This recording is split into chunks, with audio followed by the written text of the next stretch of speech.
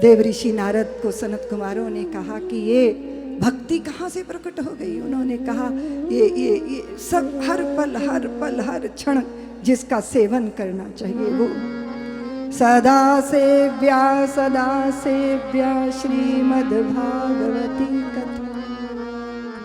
हर पल हर क्षण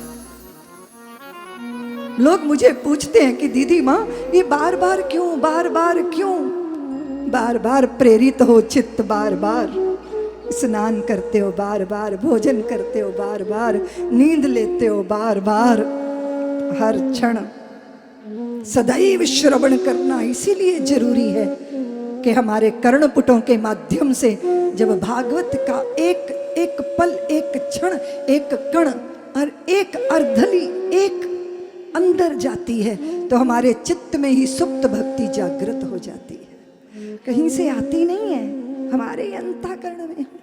और भक्ति देवी तुम जहां जाती हो वहां भगवान आ जाते हैं। तुम बेचारी क्यों हो? मैं तो जन जन में हर हृदयों में तुम्हें स्थापित करूंगा। इसलिए भक्ति के आचार्य देव ऋषि नारद है। श्रीमद् भागवत महापुराण की महिमा गाते गाते यहाँ तक बात आई कि ब्रह्मा जी ने जब देखा तब आश्चर्य किया। सारे ग्रंथ एक तरफ, भागवत जी क्यों? क्योंकि आगम निगमों का रस फल सार रूप में हमको प्राप्त हुआ है। और फिर ये तो जो मृत्यु के बाद प्रेत योनि में पड़े लोग, उनका उद्धार करने वाली कथा है। तो फिर वहाँ बात आई आत्मदेव की। उनको अच्छी पत्नी थी, सुगढ़ थी, सयानी थी, किंतु संतान नहीं थी।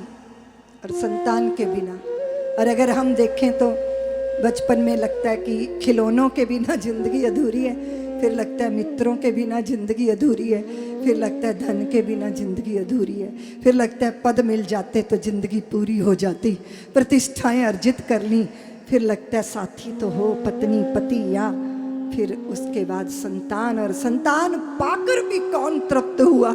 सुख की तलाश की यात्रा बहुत दूर तक ले गई, लेकिन सुख मृग मरीचिका ही बना रहा। वो दूर दिखता तो रहा, पर जब पास गए तब वो दुख का रूप धारण करके खड़ा हो गया। एक लड़का मुझे बोला, दीदी माँ मैं 8 साल घर वालों से लड़ता रहा ब्याह के लिए, जिससे प्यार करता था उससे ब्याह करना था। 8 साल किसी ने भी साथ नहीं दिया, बड़ी बाधाएं पाई। पा गया मैं 3 साल पहले अपनी प्रेमिका को पत्नी के रूप में। तो मैंने कहा आज बताओ तेरी पत्नी ने कौन से कपड़े पहने होंगे? तो बड़ा आंखें मली, खोपड़ी खुजलाई। बोले दीदी माँ आप कहती हो कपड़े बताऊं कौन से रंग के पहने? मुझे तो चेहरा भी ढंग से याद नहीं आ रहा। तो मैंने कहा ये दुनिया ऐसी ही है, ये दुनिया जब खिलौना है, मिल जाए तो मिट्टी है, ना मिले तो सोना है। ये दुनिया जब खिलौना है, ये दूर से आकर्षित करती है, लेकिन जब पास पहुंचो तो दुख का रूप धारण करके खड़ी हो जाती है। और इस मर्म को जो व्यक्ति जान जाता है, फिर वो सुख की खोज में धूल नहीं छांटता। जो ना दुख को दुख मन में मानता, धूल सुख की खोज में ना छानता। मोह आकर्षण भरे इस विश्व में, राह अपने ध्येय की पहचानता। वो समझ जाता है कि जीवन का मर्म क्या है। आत्मदेव को जीवन सूना लगता है, और कदाचित जीवन संतानों के बिना सूना होता ही है। मैं वात्सल्य का कार्य करती हूँ उदयपुर वाली देवियों, आपको मालूम होगा, पालने में लोग बच्चे छोड़ जाते हैं। मैं सोचती हूँ कुछ लोग हैं जो संतानों के लिए तरसते हैं, और कुछ लोग हैं जो अपनी संतानों को अपनी छाती से नोच के अलग फेंक देते हैं। वो कैसे चैन पाते होंगे, उनको रात को नींद कैसे आती होगी, बड़ा आश्चर्य लगता है। कभी कभी लगता है हम भारतवासी कहीं पैसों की प्रेतपुरियां ना बन जाएं। हमारे नगर पैसों की प्रेतपुरियां नहीं बननी चाहिए, परमात्मा के आंगन बनने चाहिए। क्योंकि पैसे पैसे, अर्थ के अर्थ को समझने वालों, अगर रिश्तों का अर्थ खो गया तो ये अर्थ भी अनर्थ ही करेगा। ये हमारा कल्याण कर नहीं सकता। बेटे बेटियों में भेद वो परिणाम है, विचित्र है, अजब है, पीड़ा देता है, बहुत दुख देता है। लेकिन ये भी हमारे समाज का विद्रूप रूप है, जब हम अपनी संतानों को कोख से नोच के कचरे की पेटी में फेंकते हैं और अगर वो जन्म जाए तो फिर उनसे जिंदगी छीनने की कोशिश करते हैं। आत्मदेव को भारी दुख है, संतान नहीं है।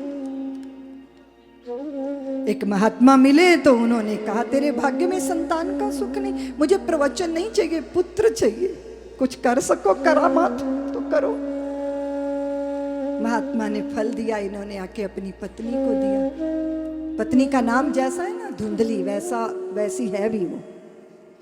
ये सोच रही है, वो कह रहे खा ले पुत्रवती हो जाएगी। अब ये कहती है ऐसे कैसे खा लूं, स्नान करूंगी, भोग लगाऊंगी भगवान को, फिर खाऊंगी। तो वो सोच रहे कि ये धुंधली को महात्मा के आशीर्वाद फल गए हैं, इसकी बुद्धि सही चलने लग गई है। बेचारे भोले भाले आत्मदेव। धुंधली ने अपनी बहन बुलाई, राम मिलाई जोड़ी कंधा एक कोड़ी, और कह रही है देखो तेरे जीजा जी का दिमाग खराब हो गया, पता नहीं कौन से बाबा जी को पटापटू के फल ले आए। अब वो कह रहे हैं मैं खा लूं फिर पुत्रवती हो जाऊंगी, मुझे तो विपत्ति दिखाई देती है। अगर गर्भनी हो गई तो क्या होगा, पेट बढ़ जाएगा तो क्या होगा, उबकाइयाँ आएंगी तो क्या होगा, भेलपूरी खाने का दिल करेगा, खा नहीं पाऊंगी तो क्या होगा, और गांव में डकैती पड़ गई, बिना पेट वालियां भाग जाएंगी, मेरा क्या होगा। और फिर ननद डेरा डाल लेगी घर में, माल लेके चल देगी, तब फिर मेरा क्या होगा। मुझे तो लगता है बांझ स्त्रियां ही सुखी रहती हैं। तो वो और 4 कदम आगे थी, उसने कहा तुम्हें पुत्र नहीं है, तुम इसीलिए परेशान हो, मुझे हर वर्ष होता है, मैं इसीलिए परेशान हूँ। तू चिंता मत कर, ये फल गैया को खिला दे, बाबा जी की परीक्षा भी हो जाएगी और तुम्हें मुक्ति भी मिल जाएगी। मुझे होने वाला है, अपना दे दूंगी तुझे। तुम तो कह दो अपने पति देव को कि फल तुमने खा लिया, थोड़े दिन बाद बता देना तुम गर्भनी हो गई, पेट पे तकिए वकिए बांध के बम्बैया फिल्मों जैसी हेरा फेरी हो गई। आत्मदेव को पता ही नहीं चला, उसको संतान हुई, लाके पार्श्व में लेटा दी और कांसे की थाली बजा के घोषणा कर दी। धुंधली को पुत्र हुआ है, पिता बहुत प्रसन्न हो गए। किसी ने आके कहा गैया को भी पुत्र हुआ है। संत आ गए और वहां पर पूरा शरीर मनुष्य का, कान गाय जैसे, गोकर्ण जी नाम रखा गया। और धुंधली कहती है कि मेरे पुत्र का नाम मैं रखूंगी। आत्मदेव कहते हैं नहीं देवी, मैं रखूंगा, इसको ब्रह्मदेव बोलेंगे, मैं आत्मदेव हूँ। धुंधली बोली नहीं, मैं धुंधली हूँ, इसको धुंधकारी बोलेंगे। और धुंधकारी महापातकी छल छिद्र की संतान ऐसी ही होती है। और कदाचित जितना व्यक्ति संतान से छला जाता है ना, उतना किसी की भी साथ नहीं जो हृदय को दुखा दे। हम सबसे ज्यादा अगर पराजित होते हैं तो अपनी ही जन्मी हुई संतानों के हाथों से पराजित हो जाते हैं।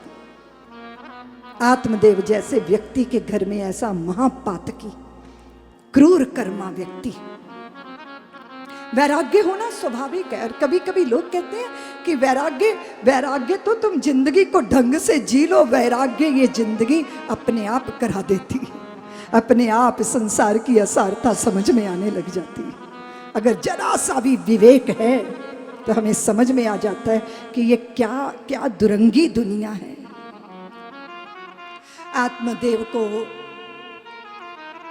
गोकर्ण जी ने ज्ञान दिया, वे तपनिरत हो गए और धुंधकारी ने माता का नाक में दम कर दिया, तो उसने आत्महत्या की है। और ये अकेला हुआ है और 5 स्त्रियों को घर में लाया है और उनके साथ रंजन कर रहे हैं और उनको प्रसन्न करने के लिए डकैती डाल रहे हैं। और उन्होंने ही इसकी हत्या करके अपने उसी के आंगन में गाड़ दिया है और वही प्रेत बन के भटका है। और गोकर्ण जी को जब पता चला तो उन्होंने अपने भाई के कल्याण के लिए श्रीमद् भागवत महापुराण का वाचन किया।